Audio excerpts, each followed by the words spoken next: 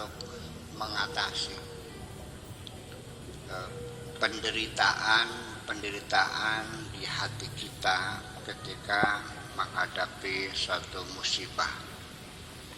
Apakah itu kebakaran rumah, apa itu sawahnya dimakan kelowor, atau juga dagangannya bangkrut, atau juga mobilnya tabrakan dan sebagainya, yang disebut dengan musibah, bencana.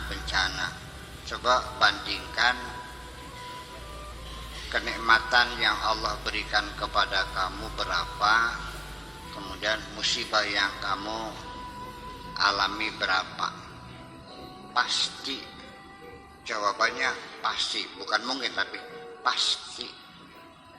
Ya, kita masih banyak keuntungan. Ini artinya bahwa kita tentu akan sedih, alami secara wajar, secara psikologis. Memang semua orang menghadapi musibah tentu ada kesedihan, ya itu kan. Tetapi hendaknya jangan dibiarkan kesedihan itu berlarut-larut.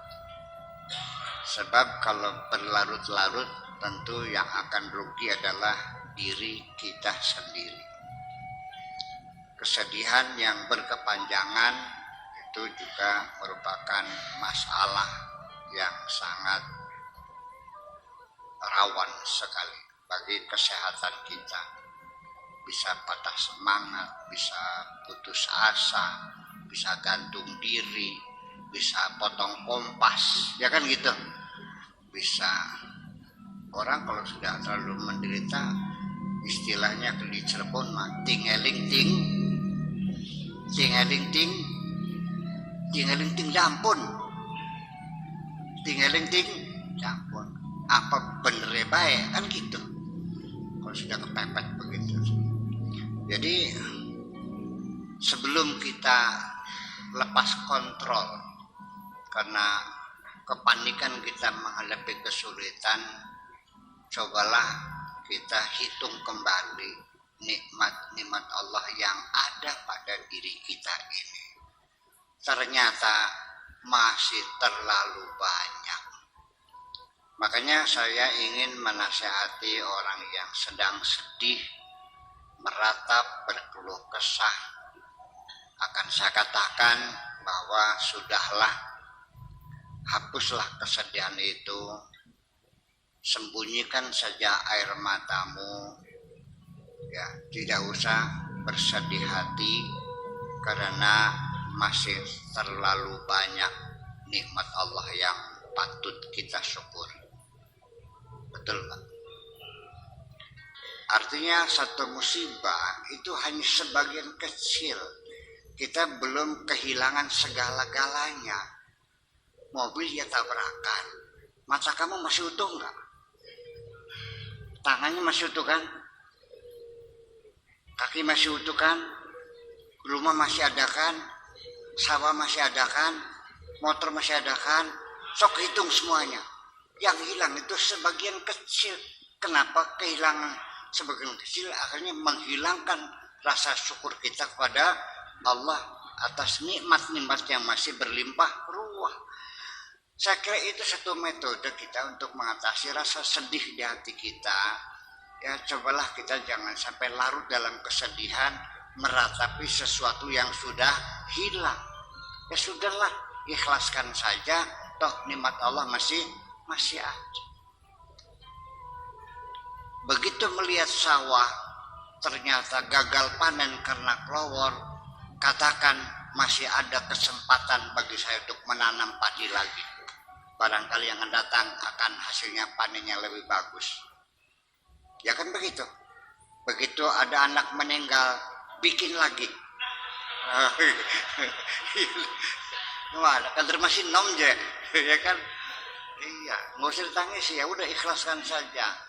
Itu cara yang paling efektif. Jadi artinya untuk menghilangkan penderitaan itu jangan melarikan diri. Sekarang ini banyak orang melarikan diri dari penderitaan. Kemana larinya? Ke diskotek, ke nightclub, ke minuman keras, ke narkoba.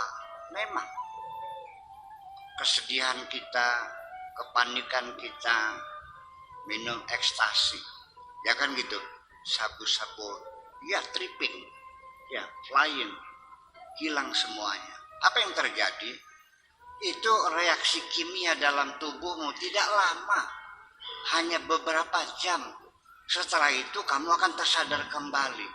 Ketika tersadar kembali, apa yang terjadi? Semakin panik dan semakin cemas dan tidak menyelesaikan. Ya, ada lagi menyelesaikannya dengan cara berzikir. Betul, itu lebih baik ya, karena lebih membangun kedamaian yang lebih sejati.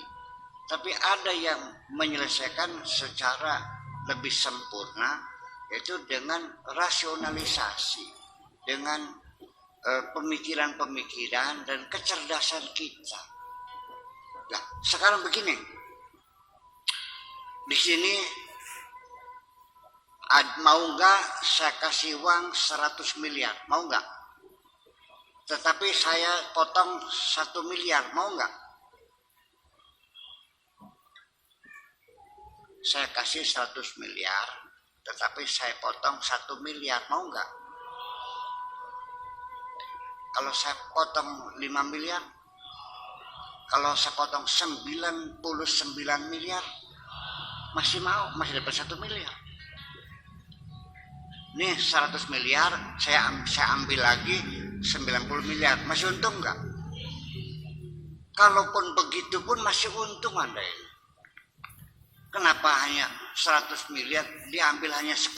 Kok nangis sih? Itu.